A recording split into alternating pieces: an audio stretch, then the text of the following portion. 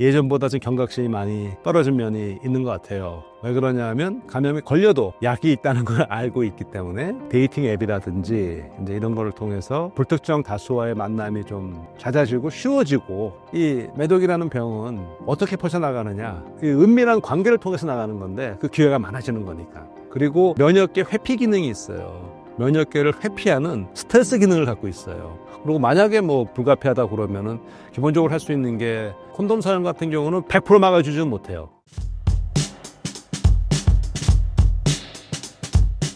안녕하세요. 오늘 기준으로 38년째 미생물과 씨름하고 있는 연세대학교 시스템생물학과 김용변입니다. 저는 자칭 저를 미생물 변호사라고 말하곤 하는데요. 그 뜻은요, 유익한 미생물은 더 잘 활용을 하고, 우리한테 해로운 미생물은 미리 예방하고 막아보자, 미생물 제대로 알자, 그런 뜻의 의미고요. 최근에는 대중과의 소통을 위해서 유튜브 김용변의 응생물학도 운영하고 있습니다. 현대에도 매독이 유행한다는 게 신기한데, 최근 매독 환자가 급증한 이유가 무엇인가요? 사실 매독이라는 그 병, 감염병이죠, 늘 우리 곁에 있어 왔는데 요즘에 이제 급증하는 이런 그 현상은, 저는 일단 이거는 생물학적인 이유도 있고요. 또 하나 이유는 이 사회문화적인 이유. 일단 사람들이 이 매독이라는 그런 감염병에 대해서 예전보다 좀 경각심이 많이 떨어진 면이 있는 것 같아요. 왜 그러냐면 이제 감염이 걸려도, 병에 걸려도 약이 있다는 걸 알고 있기 때문에. 그리고 또 하나는 이제 그 성문화, 성의식, 의 변화. 그러니까 요즘에는 데이팅 앱이라든지 이제 이런 거를 통해서 불특정 다수와의 만남이 좀 잦아지고 쉬워지고, 뭐 그런 변화도 이 미생물 입장에서 너무 좋은 겁니다. 왜? 이 매독이라는 병은 어떻게 퍼져나가느냐, 이 은밀한 관계를 통해서 나가는 건데 그 기회가 많아지는 거니까. 이런 두 요인이 최근 들어서 매독이 이렇게 증가하는 이유가 아닐까, 원인이 아닐까 생각해 봅니다. 매독은 성관계로만 전파되고 있나요? 그러니까 기본적으로 그런데요, 이런 경우도 있죠. 예를 들어서 뭐 산모가 걸리면 태아한테 될 수도 있고요. 아니면 뭐 수혈. 근데 이제 우리나라 같은 경우는 혈액 검사를 확실하게 하니까 이제 그렇게 제대로 안 된 경우에 그런 예외적인 경우가 있겠습니다만은 대부분은 다 은밀한 관계. 왜냐하면 이 매독균은 절대 기생체라서요, 인체 밖에 나오면은 못 살거든요. 매독이 일본에서 유행 후 한국으로 온 건가요? 그게 이제 그거는 제가 봤을 때는 그렇게 볼 수 없는 것이, 우리나라에도 증가하고 일본의 증가는 앞서서 말씀드린 것처럼 똑같은 그런 사회문화적인 변화가 있었고, 그러다 보니 이렇게 같이 동반 증가하는 거지, 거기서 이렇게 뭐 넘어왔다? 물론 이건 있을 것 같아요. 최근 들어서 이제 글로벌 시대가 되고, 많은 이제 우리나라 사람들도 해외에 많이 가고, 많이 또 외국인도 오다 보니까 그런 교류를 통해서 감염이 확산되는 거는 있겠죠. 근데 그거는 뭐 굳이 매독뿐 아니고 모든 감염병이 마찬가지거든요. 그래서 이게 뭐 일본에서 됐다고 우리가 이런 둘 간의 어떤 인과관계나 그런 관계는 저는 없다고 생각합니다. 매독균이 독특한 특성을 갖고 있다는데 매독균만의 특징이 무엇인가요? 우선 앞서서 말씀드린 것처럼 절대 기생성이거든요. 얘가 이제 독특한 게 되게 작고요. 이렇게 용수철처럼 이렇게 꼬불꼬불하게 생겼어요. 마치 뭐처럼 생겼냐면, 그 왜 우리가 포도주, 와인 그 코르크 딸 때 그 와인 따개 있잖아요. 그렇게 생겼어요. 그래서 걔가 실제로 모양도 그렇고요. 이 조직으로 파고 들어가는 그것도 딱 그렇게 들어가는 거예요. 이렇게 돌면서 파고 들어가요. 그게 큰 특징이고, 그렇게 어떻게 파고 들어갈 수가 있느냐? 보통 세균들이 움직이는 거는 이 편모라는 걸 갖고 있어요. 편모 아시죠? 편모는 인간도 있어요. 어디에 있죠? 남자한테만 있죠. 네, 정자의 편모가 있습니다. 근데 우리가 갖고 있는 편모와 세균의 편모는 기능은 같아요. 다 운동성을 주는 건데, 구조나 화학적 성분은 완전히 다릅니다. 우리의 편모는 세포막이 연장된 상태에서 그 안에 심이 들어가 있다고 보시면 돼요. 그래서 움직이는 게 이렇게 물고기 움직이듯이 이렇게 움직여서 움직이는 거고요. 세균의 편모는 모양은 이렇게 꼬리처럼 길지만 얘는 왜 이 모터, 프로펠러 모터처럼 세균의 세포벽에 딱 모터가 박혀 있고 거기에 커다란 채찍이 달려 있는 건데 이게 획 돌거든요. 그러니까 프로펠러 도는 식이에요. 완전히 다른 구조예요. 얘는 이게 돌면서 움직이는데 이 매독균은 이 편모가 그렇게 있지 않고 이 편모가 이 세균의 표면을 감싸고 있어요. 이렇게. 그리고 이제 그 밖을 또 하나의 막으로 덮죠. 그러면 어떻게 되느냐? 얘가 편모가 움직이면 몸이 꼬이는 식으로 이렇게 돌아가는, 그러니까 편모가 움직이면 몸이 돌게 되는 거예요. 그 편모가 움직이면서. 그래서 그거를 안에 있는 이제 편모인데 내부에 있는 편모가 돌면은 몸이 이렇게 우리가 빨래 짤 때처럼 돌면서 들어가는 그런 식의 움직이는 특성을 갖고 있죠. 그럼 좀 막 듣기만 해도 되게 좀 강한 느낌입니다. 강하다기보다는 굉장히 교활하죠. 이 세균은 일단 또 하나의 특징이, 얘는 특별한 다른 병원균처럼 우리 몸에 들어와서 뭐 특별한 독소를 내놓거나 그러진 않아요. 얘는 오히려 우리의 면역 반응을 더 과잉하게 한다든가 염증을 막 일으키게 한다든지 그렇게 해서 얘는 스스로 조직이 무너지게 괴사하게 만드는 그런 전략을 쓰고요. 그리고 면역계 회피 기능이 있어요. 그래서 얘는 면역이 안 생기게 한번 감염이 돼도 면역계를 회피하는 그런 그 일종의 스트레스 기능을 갖고 있어요. 과거에는 어떻게 매독을 치료했었나요? 그러니까 매독이 그 역사적으로 보면 그 서양 역사에 보면 매독 때문에 생긴 것들이 많죠. 매독이 이제 1기, 2기, 3기 가면 막 이제 막 문드러지고 막 머리 빠지고 그러잖아요. 그래서 만들어진 게 그 유럽에서 이 가리려고 했던 거고. 그리고 뭐 이 여성들 그 드레스 이렇게 깊게 파인 드레스 같은 경우는 반대로 나는 아무 문제가 없다는 건강을 상징했다는 이제 그런 말도 있고요. 그러니까 과거에는 모르니까 이거는 많은 사람들이 이거는 신의 형벌이다. 그러니까 음란한 행위의 형벌이라 생각을 했고 뭐 했던 게 예를 들어서 이런 게 있었죠.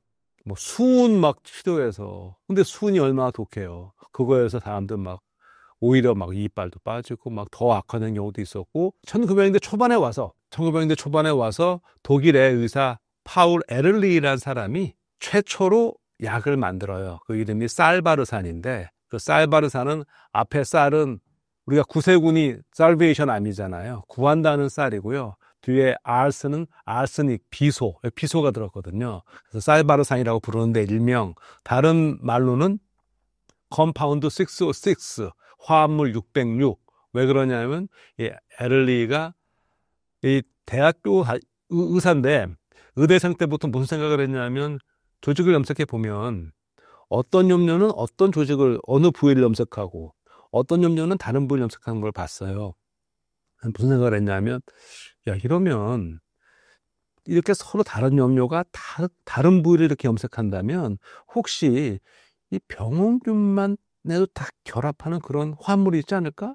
그렇다면 그 병원균만 선택적으로 어떻게 제거할 수 있지 않을까? 그런 생각을 했대요. 그래서 의대를 졸업한 다음에 계속 임상을 보는 환자를 보는 의사가 안 되고 연구를 거듭하면서 여러 가지 화합물을 다 시도해 보는 거예요. 그래서 606번째 시도에서 찾은 화합물이 바로 화합물 606이에요.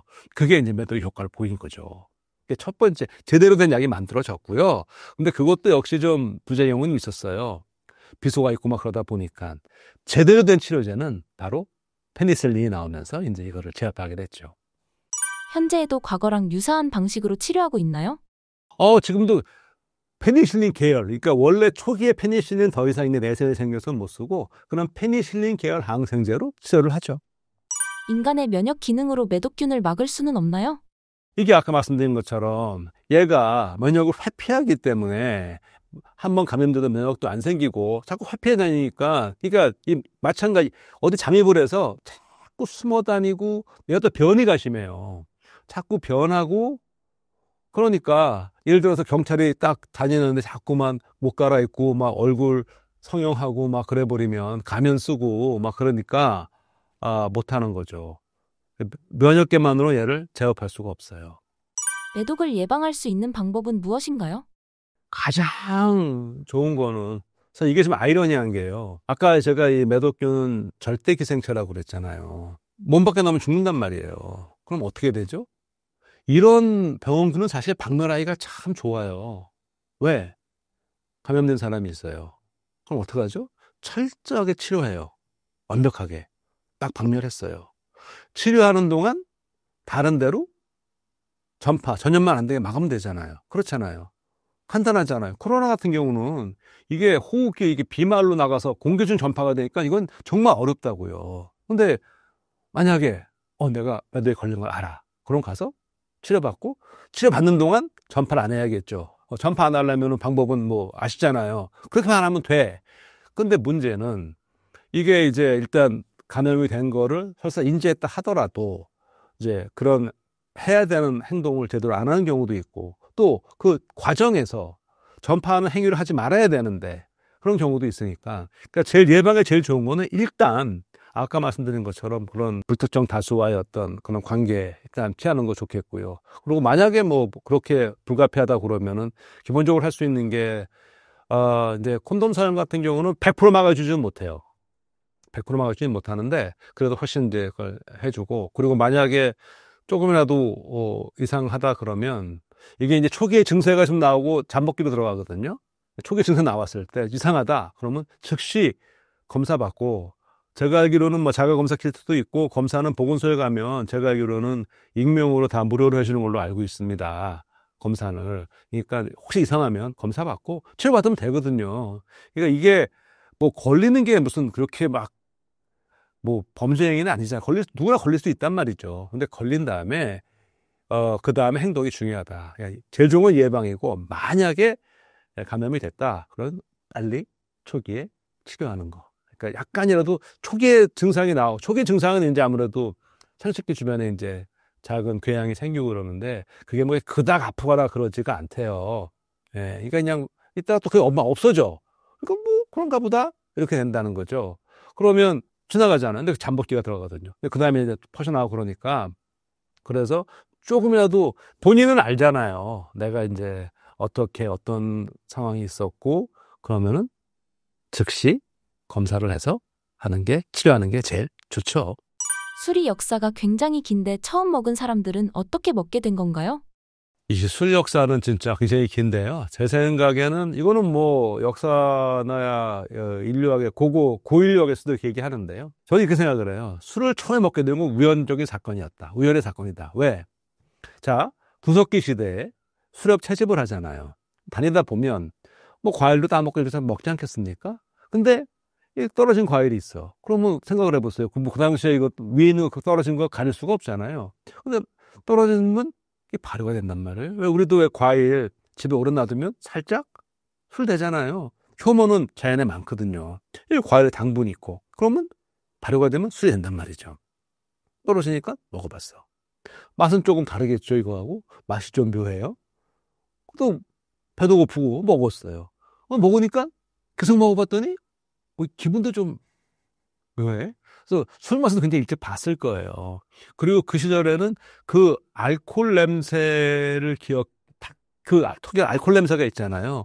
그 냄새는 굉장히 좋은 뭐가 되느냐? 그 알코올 냄새는 굉장히 좋은 표식 신호가 되죠. 왜? 저 냄새가 나는 곳에 가면 과일이 있다라는 표식이 되니까 굉장히 좋은 표식이 됐을 것 같기도 하고요. 그러다가 이제 뭐 신석기 시대 오고 경찰생활 하면서부터 이거는 뭐 논문으로 증거도 나온 건데 처음에 이제 어떻게 술을 우리가 좀 만들어 먹었을까? 아까 말한 그거는 우연히 먹게 된 거고 우리가 술을 어떻게 빚었을까 처음에 그것도 아마 우연이었을 것 같아요. 예를 들어서 신석기 시대에 경찰생활을 했고 그럼 이제 그 시절에 다 석기를 쓰고 뭐 지금 같은 이런 무슨 뭐 설거지나 위생 개념은 없었잖아요. 그럼 이제 예를 들어서 밥을 이렇게 먹었어요. 저녁에 먹고 그릇이 있어요. 먹다가 뭐 남겨놓기도 하고 뭐 그랬겠죠. 이거 먹고 한쪽에 밀어놔. 내일 먹어야 되니까. 다음날 먹으려고 그러면 우리가 이제 밥이 좀 어떻게 되겠어요? 약간 발효될 수 있잖아요. 자, 그런데 우리가 맥주를 만들 때는 보리, 메가 그리고 효모, 물이 필요하잖아요. 왜 보리 메가가를 해야 되냐면은 이 보리에 싹이 나잖아요.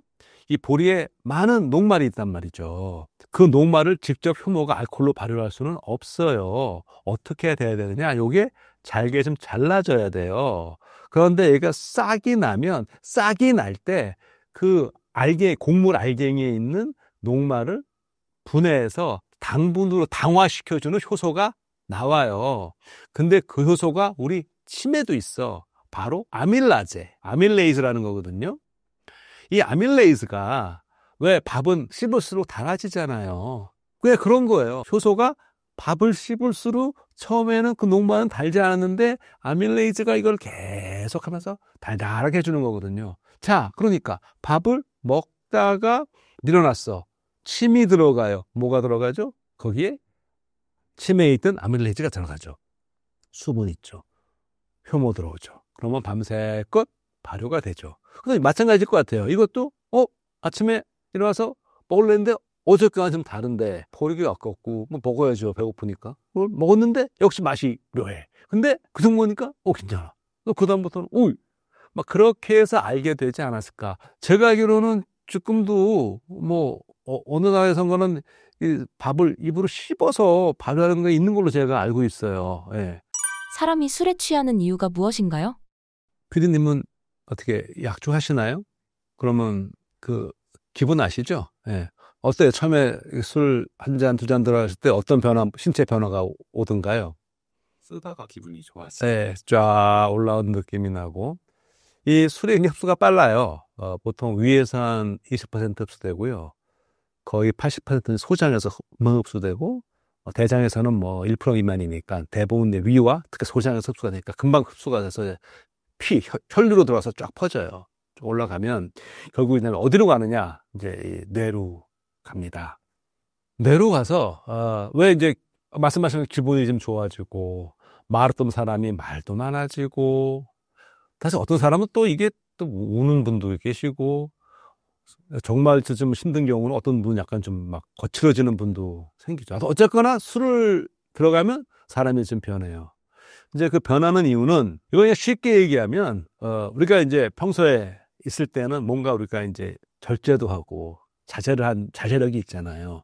브레이크를 착착 해서 거는 건데 이 술이 뇌에 들어가면 이제 그 브레이크를 풀어버린다고 볼 수 있어요. 어떤 얘기냐? 일단 이 자제력이 우리가 보통 뇌 앞에 전두엽에서 이제 이런 그 이성적인 판단이나 자제력을 하게 되는데 이 술에 들어가면서 알코올에 들어가면서 점점 여기 브레이크가 좀 풀려. 그러니까 이제 평소 같으면 안 했을 말도 막 하게 되고 이제 그렇게 행동이 되는 거예요. 그리고 평소에 굉장히 조용한 사람도 이제 막 말이 많아지고 그 다음에 보통 술 드시면 기분이 좀 좋아지는 이유가 흔히 말하는 그 도파민이라는 이제 그런 그 쾌감을 주는 그 신경 전달 물질을 이제 분비를 좀 더 촉진해 주죠. 그러니까 술을 드시면 도파민이 나오니까 이 기분이 좋아지고 웃게 되고 사람도 이제 그 맛에 그 도파민 어쩌면 도파민의 그 맛에 이제 술 먹으면 이게 좋은 거예요. 기분이 풀어져요. 그럼 아까 술 드시고 우는 분 왜 우느냐? 기분이 좋아져야 되는데. 근데 이제 이게 술을 더 드시면 이게 우는 분이 처음부터 울잖아요. 한참 있다 더 들어가면 울지. 이게 이제 과해지면 이 도파민이 어떻게 되냐면 이 오히려 도파민이 분노나 슬픔의 감정도 더 증폭을 시켜버려요. 그러니까 이제 막 울기도 하고 거칠어지기도 하고 술을 이제 과하게 드시면 이제 그런 일이 생기게 되죠. 그나마 사람의 건강에 덜 해로운 안주는 무엇인가요? 이건 정말 제가 일단 술이라는 거는 WHO에서 1군 발암물질로 되어 있습니다. 그러니까 술이 몸에 안 좋다는 거는 다 알려진 사실입니다. 간에 부담을 주는 거 다 알고 있잖아요. 해독하는데. 그러니까 제일 좋은 거는 사실 금주가 제일 좋겠죠. 예. 하지만 우리가 사회생활 하면서 이게 현실적으로 어려운 경우가 많기 때문에 이제 술을 드신다면 그 다음엔 이제 자기에게 맞는 절주가 제일 중요한데 그럼 술을 드실 때 나름대로 좀 숙취가 좀 없고 건강을 생각하면서 술을 좀 드시고 싶은 거잖아요. 자, 지금 제가 말씀드리는 거는 저는 의사가 아닙니다.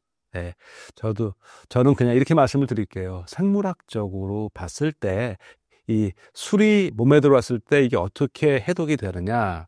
먼저 간으로 갑니다. 그러면 알코올 탈수소 효소, 그러니까 알코올에서 수소를 하나 떼어내는 거죠. 그래서 알코올이 아세트알데하이드라는 그런 화합물로 바뀌어요. 그러면 두 번째로 아세트알데하이드가 아세트알데하이드 탈수소 효소, 또 수소를 빼면은 뭐가 되느냐? 아세틱 애시드, 초산, 식초가 되는 거예요. 이거는 별로 해롭지 않아요. 그럼 이거 물에 녹아서 배수이 되면 돼요. 요는 알코올도 일군 발암물질이지만 이제 우리 몸에서 더 문제가 되는 게 바로 아세트알데하이드예요.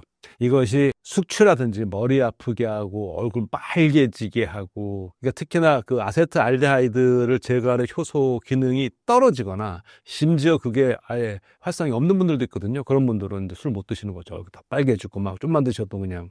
그러니까 그 해독 과정을 알면 어쨌든 그 해독을 좀 잘 할 수 있게 도와주는 거. 그러면 이 과정에 필요한 특정 아미노산들이 있어요. 그러니까 그런 아미노산들이 좀 풍부한 그런 음식이 도움이 될 거고요. 그래서 보통 그래서 이런 숙취 음료 이런 거 보게 되면 이제 그런 유의 아미노산들이 좀 많이 들어 있어요. 이 간에 도움을 줄 수 있는 그런 성분들. 그러니까 뭐 드실 때 좀 안주에 그런 게 많다면 도움이 될 것 같고, 또 하나는 술도 칼로리가 높거든요. 근데 이제 보통 그러니까 왜 우리가 술사이라는 게 있잖아요. 그러니까 또 하나 건강을 위해서는 술을 드실 때 그 너무나 이 뭐 기름지거나 이 칼로리들 생각을 하면 이게 이제 가장 그냥 생물학적으로 좀 어울리는 안주 같은 게 대표적으로 뭐 두부라든지 뭐 이런 게 더 괜찮을 것 같고, 너무 기름진 뭐 튀김류라든지 이런 건 오히려 좀 상대적으로 안 좋은 안주를 했는데, 문제는 우리가 안주를 맛으로 드시는데 이걸 다 따지면 참 힘드실 것 같아요. 그래서 제가 하나 말씀드리는 건 일단 자기 주량에 맞는 절주가 중요하고요. 또 하나는 어쨌든 이 위에 흡수를 좀 천천히 하는 것도 중요하지 않겠습니까? 그러니까 아무래도 공복보다는 좀 위가 조금 찬 상태. 근데 이제 어떤 분들은 그렇게 말씀하시죠. 이게 술 맛이 배가 고플 때 더 술 맛이 좋다고 하시는 분들도 종종 보는데요. 조금 이제 이런 건강을 생각하신다면 빈속보다는 조금 그래도 찬 상태에서, 그리고 술을 좀 천천히, 또 이런 것도 생마시는 이것도 도움이 될 거예요. 천천히 드시면서 중간중간에 물도 좀 드셔주면 좋을 텐데, 이런 거 다 따지면서 약주하시라고 그러면은 이게 생물학 이론상으로는 그런데 어떻게 받아들일진 제 의문입니다. 생물학적으로 그렇습니다. 교수님께서 추천하시는 숙취 해소 방법은 무엇인가요? 아유, 글쎄요. 저도 다시 말씀드리죠. 의사가 아닌데 생물학적으로 보면 그렇게 이미 취하셨으면 방법 없어요. 주무시고 시간이 지날 수밖에 없습니다. 그러니까 그 알코올을 분해하는 그 시간이, 제가 알기로는 예를 들어 소주 한 잔 정도 소주 한 잔에 있는 알코올을 분해하려는데 사람마다 다르겠지만 보통 1시간, 한 2시간 걸리거든요. 그러니까 기본적으로 술이 이렇게 들어오는 그 시간 동안을 줘야 되기 때문에 제일 좋은 건 휴식이죠. 예. 쉬면서 그거를 시간이 지나야지 그걸 어떻게 다른 방법 뭐 쉽지 않을 것 같은데요. 생물학적으로. 술을 마시면 얼굴이 빨개지는 이유가 무엇인가요? 얼굴 빨개지는 아까 말씀드린 것처럼 그 알코올에서 아세트알데하이드 된 다음에 그 아세트알데하이드를 빨리 제거 못 해주면 걔가 혈액으로 들어가서 얘가 이 모세혈관을 확장해주고 막 그러거든요. 얼굴이 빨개지거든요. 그러니까 그런 분들은 그 아세트알데하이드를 제거하는 효소 활성이 낮거나 아주 심한 경우에는 활성이 없는 경우도 있어요. 그러면은 얼굴이 다 빨개지죠. 근데 상대적으로 서양인보다 아시아인, 동양인의 훨씬 게 많아요. 한국인, 일본인의 그 비율이 많습니다. 술을 마시면서 달다고 하시는 분들이 계시는데 왜 그런 건가요? 혹시 피디님은 달게 느껴지신 적이 있으세요? 언제 달게 느껴지시던가요? 힘들 때? 예.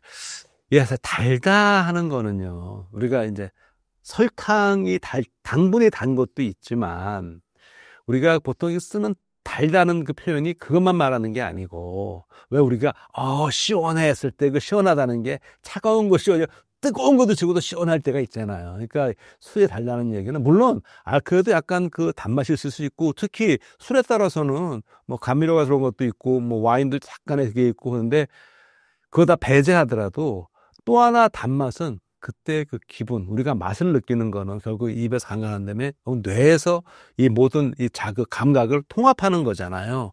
그러니까 그 기분에 따라서 오히려 기분이 좀 더 좋다거나 아니면 진짜 마시기 힘들 때라는 거 막 일을 하고, 오늘 정말, 야, 나 맥주 한잔 마셔야겠다. 그럴 때 그 기분에, 그럴 때 오히려, 시원해. 그렇게 느끼실 수 있을 것 같아서 술이 달다는 거는 그때 상황에서 종합적으로 뇌가 판단했을 때 달게 느끼는 거기 때문에 술 자체의 단맛보다는 그때의 감정, 분위기 때문에 그렇지 않을까. 그렇게 생각합니다. 외계 생명체는 과연 존재할까요? 자, 존재할까라는 질문을 제가 받으면은요, 저는 이렇게 말씀을 드리곤 합니다. 뭐, 우리가 뭐, 상식적인 얘기가 됐지만, 우리 은하에도, 안에만 해도 엄청나게 많은 별이 있고, 우주 전체에는 은하가 뭐 조 단위로 있다고 그러잖아요. 그러면 그 많은 별과 그 많은 행성에 생명체가 없을 거라고 생각하는 것보다는 당연히 있을 확률이 훨씬 더 높다. 저는 당연히 있지 않을까? 라고 생각을 합니다. 생명이란 과연 무엇인가요? 이게 정말 예리한 질문이신데요. 우리가 생명이란 무엇인가?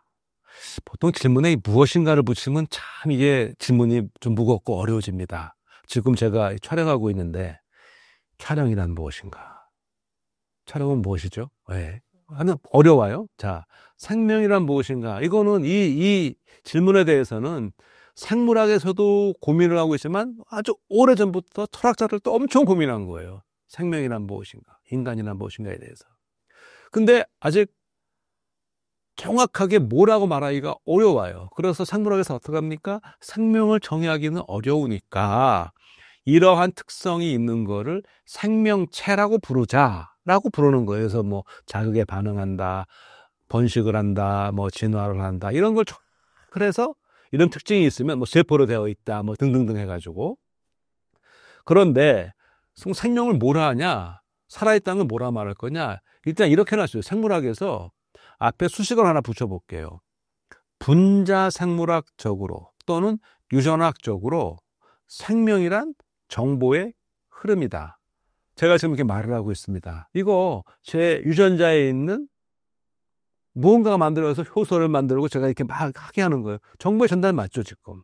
그리고 저도 제 자식이 있고, 제가 자식이 있다는 얘기는 저 유전자 반을 다음 세대에 전달한 거잖아요. 그러면 그 자식도 또 나중에 결혼해서 아이를 낳으면 또 자기 유전자 반을 전달을 하겠죠. 이것도 역시 정보의 전달이잖아요. 그래서 앞에 수식어를 붙이면 생물학에서 저는 생명은 정보의 전달이라고 말할 수 있겠지만 모든 생명을 하나로 아우를 수 있는 정의는 참 어려워요. 그렇지만 저는 이런 생각을 해요. 살아있는 것과 살아있지 않은 것. 예를 들어서 제가 전공하는 미생물, 세균, 예를 들어 박테리아, 세균과 돌멩이의 차이는 뭘까? 저는 이렇게 말하고 싶습니다. 살아있는 것은 뭔가 지향성이 있다.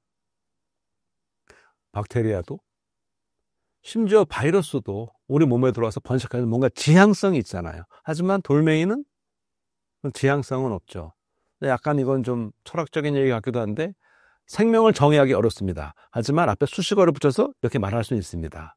생명의 특성을 한마디로 말하면 저는 지향성이 있느냐를 기준으로 잡겠습니다. 만약 외계 생명체가 존재한다면 지구의 생명체와는 얼마나 다를까요? 영화에 등장하는 모습과 비슷할까요? 그러니까 우선 이게 우리가 처음 생명체를 찾는데 보면 뭐 물이 있느냐 이런 걸 따지잖아요. 일단 우리가 아는 거는 지구 생명체밖에 없어요. 그렇죠? 그러니까 일단 이렇게 모르기 때문에 물의 유무, 기본적으로 우리 탄소 기반 생명체고요. DNA는 같은 핵산 기반이 돼 있고 꼭 물을 필요로 하는 그렇게 보는 거거든요. 이건 이제 지구 중심적인 얘기입니다. 근데 일단 먼저 이걸 찾는 이유는 일단 우리가 아는 생명이 이거밖에 없으니까 찾아보는 거예요. 그런데 이거 말고 아예 근본이 다른 생명체가 있으면 어떻게 찾을 거냐. 예를 들어 탄소가 아니고 뭐 실리콘을 기반으로 한다든지 물이 아니고 메탄, 예를 들어 지금 뭐 토성의 어떤 위성에 가면 뭐 예를 들어서 토성의 위성인 타이탄은 메탄이 가스가 아니고 그걸로 바다로 돼 있다고 그러거든요. 메탄 바다로. 그러면 거기 사는 생명체가 만약에 있다면 혹시 물이 아니고 그 풍부한 메탄을 이용하면 어떡할 거냐. 근데 그런 생각을 해보게 되면 일단 단계는 우리가 아는 생명체를 먼저 확인해 봐야겠지만 그게 없다고 그래서 생명체가 없는 거냐. 그러면 그 흔적은 뭐로 찾을 거냐. 그럼 이제 또 이제 질문이 나오는 거죠. 그러면 어떻게 하냐. 그럼 또 저는 또 이건 제 생각이 아니고 많은 이 우주 생물학 하는 연구자들의 또 그 의견 중에 하나가 이거예요. 생명체라면 어떤 흔적을 남기지 않겠느냐. 그러면 그 흔적에는 어떤 그 비생명체와는 달리 어떤 네트워크 내지는 패턴이 있을 것이다. 규칙적인 패턴 같은 게. 그러니까 그 생명체의 흔적을 찾는 거. 그것도 하나의 숙제거든요. 그러니까 이제 그런 걸 찾아봐야 되는데 아직까지는 발견된 게 없죠. 인류가 아직 외계 생명체를 만나지 못하고 있는 이유는 무엇일까요? 소설처럼 갑자기 지구를 침공할 가능성은 없을까요? 자, 이 질문은 참 제가 답하는 것 자체가 조금 어불성설일 수 있는 게 약간 제 전공 분야를 넘어서지만 제가 이렇게 해볼게요. 생물학을 전공하고 특히 미생물학을 전공한 사람 입장에서 일단 미생물은 지구상 모든 곳에 살고 있고 우리가 상상할 수 없는 곳에 살거든요. 뜨거운 곳, 100도가 넘는 곳에 살고 있고요. 얼음 속에도 살고 있어요. 얼음 속에서도. 그렇게 보게 되면은 우주에 저는 우리가 생각할 수 없는 환경에서 사는 생명체는 충분히 있을 거라 제가 생각을 하고 근데 왜 우리를 그러면은 우리가 발견을 못하느냐? 자, 우선 우리가 말할 때 이 지적 생명체를 제가 지금 말씀드리는 게 아니고 생명체를 말했잖아요. 근데 피디님 질문은 이제 지적 생명체까지 포함한 건데 만약에 그런 생명체들이 있다 그래도 어쩌면 그들이 우리 찾을지도 모르겠지만 첫 번째 너무 멀어서 뭐 이 빛의 속도로도 막 엄청난 광년을 가진다 그러면 멀어서 그러니까 그들이 여기까지 오는 수고를 뭐 와서 그런 생각이 들고 만약에 그런 지적 생명체가 여기까지 올 수 있다면 아마 그들이 우리를 봤을 때는 우리보다 수준이 높을 수도 있고 그러면 그냥 뭐 이렇게 관찰만 하고 갈 수도 있다 생각을 들고 이건 저 상상이에요. 그리고 이제 보통 영화에 나오는 이제 우주인들은 보통 그런 게 많죠. 지구 침공 뭐 이런 게 많은데 제 생각에는 굳이 여기까지 와서 지구를 침공해서 뭘 얻어갈까 하는 생각이 들기도 하고요. 어쩌면 그런 영화 속 설정은 그런 게 아닌가 싶기도 해요. 우리가 인류의 역사는 전쟁의 역사라고 그러잖아요. 어쩌면 우리의 어떤 그런 본성이 좀 투영됐고 그리고 우리가 여러 가지 우려하는 게 많잖아요. 뭐 환경 문제도 그렇고 어떤 그런 경각심 앞으로 이제 지구가 어떻게 될까. 그래서 오히려 약간 우리의 우리의 모습이 약간 투영되는가 하는 생각이 들기도 해서 제가 생각할 때 이 외계 생명체가 뭐 지적 생명체를 하더라도 지구에 쳐들어올 가능성은 뭐 거의 없지 않을까 저는 그렇게 바라고 예상합니다. 만약 외계 생명체가 발견된다면 인류와 생물학에 어떤 영향을 미칠까요? 일단 발견된 자체가 일단 새로운 게 발견됐으니까요. 그리고 만약 그것이 우리가 아는 이런 탄소 기반 이런 생명체가 아니고 새로운 그 생명체라면 이거는 이제 생물학을 다시 써야 되는 거죠. 그리고 이제 그렇게 되면 그 다음에는 어떤 문제가 생기냐면 만약에 그 생명체가 지구에 왔을 때 어떤 일이 벌어질 수 있겠느냐? 우리 생태계가 뭐 교란될 거냐? 우리가 뭐 외래종 들어왔을 때도 외래종의 문제가 길 때가 있잖아요. 근데 이건 외래종이 아니고 외계종이잖아요. 그런 거 있고, 또 반대로 얘가 여기 와서 적응 못하고, 뭐 파괴될 수도 있을 텐데, 이건 뭐 상상할 수가 없죠. 어떤 생명체가 나오냐에 따라서 하여튼 생물학은 다시 쓰여지는 것이죠. 가장 강력한 생명체는 무엇인가요? 제가 아는 지식에서는 이제 그 세균 중에, 데이노코커스 레디오두란스라는 세균이 있어요. 그러니까 데이노코커스는 동글동글 구근이라는 뜻이고요. 데이노는 뭐 끔찍하다, 무섭다 그런 뜻이에요. 레디오듀란스, 레디오 방사능, 듀란스 인듀어 버틴다는 거거든요. 그러니까 끔찍하게 방사능이 견딘다 그런 얘기인데요. 이게 1950년대에 미국에서 이 통조림을 만들면서 근데 실험을 해요. 통조림을 만들게 되면 어떤 일이 있냐면은 이 안에 이 세균 중에는 산소가 없어야만 사는 세균들이 있어요. 산소 만나면 죽어. 근데 얘네들이 뭐를 만드냐면 포자를 만들어요. 근데 그 포자가 세포 안에서 만들어져서 그걸 내생 포자라고 그래요. 이거는 번식용 포자가 아니고 환경이 안 좋을 때 세포 하나가 포자 하나를 변신하는 거예요. 근데 얘가 굉장히 강해요. 그래서 얘가 포자가 여기 남아있으면, 통조림만이 남아있으면 큰일 나는 거야. 이 안에서 통조림만이 산소가 없으니까 이 안에서 얘가 자랄 수가 있어. 그러면 큰일 나. 왜냐면 얘가 맹독을 만들어요. 대표적으로 보툴리누스 독소라는 게 있어요. 클로스트리디움 보툴리눔이라고. 맹독이에요. 생물이 만드는 독 중에 가장 강한 게 보툴린 독소예요. 그거를 엄청나게 희석하면은 보톡스예요. 그게 근육이 한번, 우리가 근육이 이완 수축해야 되잖아요. 얘가 근육이 한번 이렇게 이완이 되면 수축을 못하게 해요. 수축을 못하게 하는. 그러니까 그게 들어가면 근육이 이거 수축 안 되면 어떻게 되겠어요? 호흡이 안 되고 심장이 뭐 그럴 거 아니겠어요? 근데 그거를 아주 희석을 해서 조금 해서 국소에다가 놓게 되면 어떻게 되느냐? 거기에 근육이 쫙 펴지니까 어떻게 돼요? 주름이. 예, 그래서 약으로도 쓰는 건데, 그와 같은 그런 산소가 없으면 살지 못하는데 그런 포자를 만드는 그런 맹독, 독소를 만드는 그런 세균을 완전히 죽여야 되거든요. 통조림을 만든 다음에 그 테스트 해보는 거예요. 이런 애들이 죽는지 테스트를 해본 거예요. 그래서 이제 딱 넣고 여러 가지 뭐 테스트 해보셨어요. 여러 실험 해보고 심지어 방사능도 막 쪼여보고 그랬는데 충분히 죽었을 줄 알았는데 잘하는 세균이 있는 거야. 인간이 버틸 수 있는 거에 제 기억에는 1000배든가. 이 네이노코커스 레디오드런스가 이 견딜 수 있는 방사능 양이요. 인간의 거의 1000배예요. 그러니까 그 정도 방사능의 피폭이어도 견디거든요. 왜 우주로 나가면 이 우주선이 오잖아요. 어서만 우주선은 이 스페이스쉽을 말하는 게 아니고 우주에서는 그 각종 방사선. 그게 지구에 올 때는 지구대에서 걸러져서 다 지구에 떨어지는 주로 가시광선이 떨어지는데 우주에 나가면 다 노출되거든요. 실제로 그 유럽의 과학자들이요, 이 네이노코커스 레디오드런스라는 이 세균을 우주에 올라가서 그 태양에서 오는 그 우주선에 노출을 시켰거든요. 그랬더니 거의 1년 정도 생존을 했다는 거예요. 그러니까 굉장히 강하니까 이 세균이 제가 본 세균 중에서 지구상에서 가장 강한 생명체가 아닐까. 적어도 이 우주에 나갔을 때 그렇게 생각합니다. 바퀴벌레는 강한 생명력을 가진 것으로 알려져 있는데 우주에 나가도 살아남을 수 있을까요?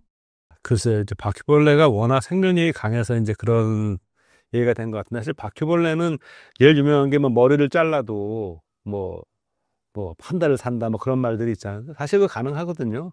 왜 그러냐면 기본적으로 우리는 야, 머리 자르는데 어떻게 살아? 바퀴벌레는 상관이 없는 게요. 걔는 일단 호흡을 기공으로 하거든요. 배 옆에 있는. 호흡하는데 문제 없어요. 그렇죠? 자, 이게 없으니까 움직이지 못한다 하더라도 어디 뭐 그 더듬이도 없고. 근데 얘네가 왜 한 달 정도 살 수 있냐면 그 배에 지방도 많이 갖고 있어요. 그러니까 충분히 그러니까 먹이를 먹지 못해도 머리가 없어졌으니까 살 수 있어요. 저장된 그 지방과 양분을 가지고. 그걸 보고 막 그렇게 얘기를 하는데, 바퀴벌레도 우주선에 노출되면 아마 얘도 그렇게 버티기는 쉽지 않을 겁니다. 예전보다 참새가 잘 보이지 않는 것 같은데 참새 개체 수가 실제로 감소하고 있나요? 글쎄요, 뭐 제가 통계를 찾아보니까 공식적인 통계는 안 나와 있는데요. 일단 저도 그렇고 제가 아는 많은 분들이 참새 수만 많이 줄었다고, 보기 어렵다고 이렇게 말을 해요. 다 도시 기준입니다. 뭐 시골에 가면 아직도 이제 많이 있다고 그러고, 특히 이제 뭐 농사하시는 분들은 참새 여전히 말씀을 하시죠. 전 세계적으로 보면 참새가 줄고 있습니다. 그래서 2010년부터 3월 20일이, 매년 3월 20일이 세계 참새의 날로 지정이 돼 있거든요. 그걸 보면 전 세계적으로는 지금 참새가 좀 감소 추세에 있다. 그 가장 큰 이유 중에 하나가 이제 그 기후변화로 인한 생태의 어떤 변화 얘기를 하더라고요. 참새는 지능이 높은 편인가요? 보통 이 새들이 생각보다 지능이 높습니다. 뭐 보시면 알겠지만 학습이 돼갖고 비둘기만 봐도, 제가 이제 저 학교 앞에 이 큰 길 넓거든요. 횡단보도가 봉지에 달려서 굉장히 오랫동안 열려요. 그 신호가. 근데 한번 그런 적이 있어요. 이 비둘기가 저랑 같이 걸어서 길을 건너는 거예요. 그러니까 정말 툭 차면 차일 것 같은데 얘는 이제 아는 거지. 참새도 이 머리가, 그러니까 똑똑한 새로 하면은 이제 까마귀 같은 새들이 굉장히 똑똑하잖아요. 뭐 앵무새 이런 아이들. 그 정도까지는 아니지만 참새도 굉장히 학습 능력 뛰어나니까 도시에 적응해 살고 있고, 참새도 잠 잘 안 피해요, 이제 얘네들. 예, 이 도시에서 보면 잘 안 피하고요. 또 자기들끼리 이 사회적인 이 소통도 하고요. 그리고 뭐 위험한 거, 먹이가 어디 있는지 이런 거 다 알아서 하니까, 아주 뭐 똑똑한 그런 새와 비교하면 그렇지만 상당한 그런 지능은 갖고 있죠. 참새가 무리 생활하는 이유가 무엇인가요? 글쎄, 그거는 일단 이렇게 봐야 되지 않을까 싶어요. 그 작은 새들, 얘네들은 혼자 다니는 것보다는 무리를 지어야 자기들을 살아가는데 훨씬 생존에 유리하지 않겠습니까? 참새의 행동 패턴이나 식습관은 어떻게 될까요? 참새는 우리가 보통 이제 이 곡식을 쪼아 먹어서 호수아비 놓고 그랬잖아요. 근데 참새는 사실 잡식성이거든요. 그러니까 그 농사철에 그럴 때는 그 곡식을 먹지만 그렇지 않을 때는 벌레도 먹고요. 해충도 많이 잡아먹죠. 그리고 도시에 있는 참새들은 잡식이니까 뭐 떨어져 있는 과자 부스에부터 시작을 해서 먹이가 있는 거면, 제가 언젠가 한번 저희 그 아파트 단지 내에서 참새들이 뭐 누가 버리고 떨어졌는지 이렇게 그 라면 과자가 있는데 그걸 뭐 열심히 쪼아 먹고 있더라고요. 그거 보니까 딱 잘 적응이 된 거죠. 허영만의 식객에 나오기도 했던 참새구이 집들이 사라진 이유가 무엇일까요? 저도 사실 제 어린 시절의 기억에 참새 구이집 많이 있었고요. 한 80년대까지도 제가 봤던 것 같고요.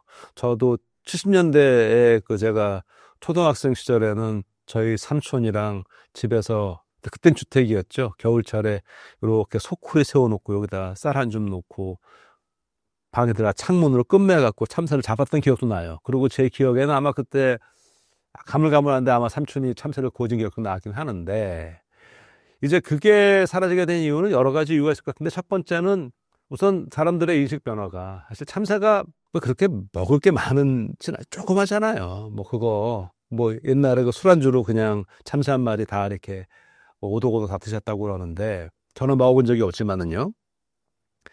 지금은 참새 말고도 충분히 좋은 단백질원이 많이 있잖아요. 예, 많은 뭐 이 닭고기도 있고 많은 고기들이 있으니까 굳이 그럴 필요가 없을 것 같고요. 또 하나는 이 인식의 변화가 있죠. 그 야생 조류잖아요. 야생 조류를 잡아서 그거를 이렇게 먹는 거에 대한 사람들의 그게 그렇게 선뜻 호감이 가진 않잖아요. 그리고 아마 우리나라의 그 야생동물보호법 이런 걸 보게 되면 아마 참새를 그렇게 잡는 것도 아마 법적으로 어느 정도 좀 규제가 있지 않나, 저는 그렇게 생각하는데요. 이런 복합적인 요인들, 뭐 그러다 보니까 자연스럽게 참새가 이제는 참새구이집이 없어지지 않았을까. 저는 사실 음식이 참새뿐 아니고요. 점점 이 식습관이 변한다는 게, 한번 보세요. 굉장히 과거에는 무슨 탕집이 되게 많았어요. 설렁탕, 곰탕. 근데 상대적으로 요즘은 과거보다 굉장히 많이 줄었거든요. 그런 것도 어떤 음식의 이런 건 시대마다 변하는 것 같은데, 특히 참새구이 같은 경우는 거기에 더해서 이런 그 다른 요인들 때문에 없어지지 않았나, 그렇게 생각합니다. 참새가 사라지면 지구 생태계에 어떤 일이 벌어지나요? 이게 제가 어렸을 때 저희 할머니가 너 이런 말씀 하셨는데, 이 든 자리는 표가 안 나도 난 자리는 표가 난다고, 굉장히 지혜로운 말이라고 생각을 해요. 그러니까 항상 모든 게 있을 때는 우리가 그 소중함을 모르는데, 이제 없어 보면 그걸 알게 되는데, 참새가 제가 아까 말씀드린 대로 잡식성이고 곡물을 먹으니까 우리가 보통 이제 해로운 새로 생각을 하는데, 물론 방에 농사를 지는 분한테는 굉장히 해롭죠. 그렇게 생각하실 수도 있죠. 그런데 그냥 생태학적으로 보게 되면, 그렇게 곡식이 없을 때는 얘네가 곤충을 잡아먹거든요. 상당히 해충을 많이 잡아먹게 돼요. 그러면 어떤 일이 있냐면 참새가 싹 없어져 버린다. 그러면 그만큼 곤충 수가 줄지 않겠죠? 해충도 많이 늘어나겠죠? 그럼 그 해충들이 우리한테 큰 피해를 줄 거란 말이에요. 또 그런 해충이 많아지면 어떤 것도 많을 수 있냐면 곤충이 매개하는 감염병도 꽤 있거든요. 그것도 간접적으로 늘어날 수 있을 것 같아요. 그리고 이 생태학 쪽으로 보게 되면 이 먹이 사슬이 참새는 또 다른 맹금류나 다른 동물의 또 이 먹잇감이 될 수밖에 없거든요. 이거 뭐 자연이 조금 이거 어쩔 수가 없는 그 먹이 사슬의 관계에 있다 보니까 먹이 사슬이 붕괴가 되면 또 생물 다양성에도 영향이 오게 될 것이고, 그래서 참새가 사라지게 되면 지금 당장 생각해봐도 상당한 피해가 예상이 됩니다. 참새와 비둘기는 어떤 관계인가요? 일단 둘이 막 적대관계로 싸우는 관계는 제가 아까 여기도 걸어오다가 저기 경의선 숲길에서 거기 비둘기랑 참새가 같이 있는 거 봤는데요. 그 둘이 물론 먹이를 두고서 같이 먹고 이런 거 하겠지만 그래도 워낙에 그들이 그 서로 겹치는 부분보다는 자기 나름대로 영역이 달라서 그렇게 둘이 뭐 치열하게 다투거나 그러는 관계는 아닐 것 같습니다. 또 모르죠. 정말 먹이가 없는데 하나를 놓고 뭐 특별한 경우에는 다툴 수 있겠지만 일반적인 경우에는, 보통의 경우에는 뭐 둘이서는 크게 서로 그렇게 신경을 쓰지 않고 공존할 수 있지 않을까 생각이 드네요. 우리나라에 예전만큼 참새가 많아질 수 있을까요? 그러니까 이 질문은 일단 참새가 얼마나 줄었느냐의 관건인데요. 지금 뭐 도시에서는 많이 줄은 것처럼 보이는데 또 좀 시골로 가면 또 다른 상황이 나오니까 이게 뭐 참새가 늘어나는 거는 쉽게 생각보다 어렵지 않다고 생각되는 게 생물학적으로 참새가 번식력도 뛰어나고 하기 때문에 뭐 조건만 맞으면은 늘어날 텐데 지금 우리가 굳이 참새를 더 뭐 복원하고 그럴 단계까지는 아닌 것 같고요. 아까 앞서 말해서 제가 세계 참새 날이 있다는 것은 아직 이것이 어떤 뭐 멸종 위기의 그런 뜻이 아니고 이렇게 참새가 상징적으로 참새 같은 이렇게 우리가 흔히 보던 이런 생명체들이 줄어간다는 것은 생태계의 어떤 위험을 알려주는 이미 하나의 경고등이 켜지는 거다라는 그런 개념이거든요.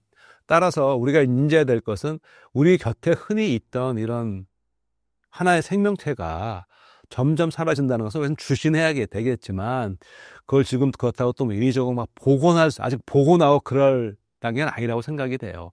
다만 이게 주는 것이 좀 예의주시해야 되고 더 됐을 때 어느 시점에서는 이거 안 되겠다.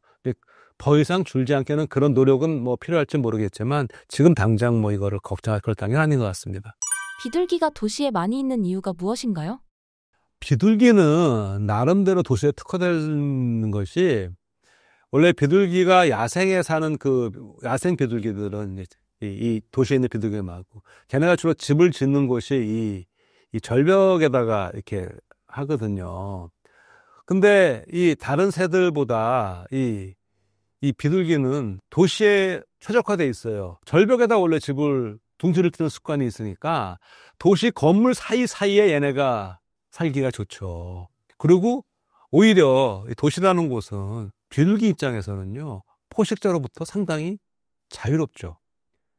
자연보다 비둘기를 잡아먹을 동물이 훨씬 줄었잖아요. 그렇죠? 네. 그리고 먹이가 굉장히 많죠, 도시에는. 뭐 쓰레기 등등으로 많이 보시잖아요. 그러니까 비둘기는 어쩌면 도시에서 이렇게 적응해서 번식하는데 굉장히 적합한 특성을 갖고 있는 것 같습니다. 신사임당 시청자분들을 위한 한마디 부탁드릴게요.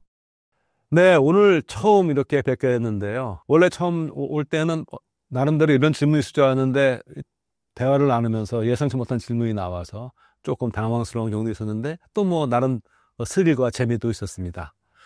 또 뵙기를 바라고요. 모두 행복하시고 그리고 생물학에 좀 더 관심이 있고 제 얘기가 재밌으셨으면은요, 제 채널 김웅빈의 응생물학도 방문해 주시기를 부탁드리겠습니다. 고맙습니다.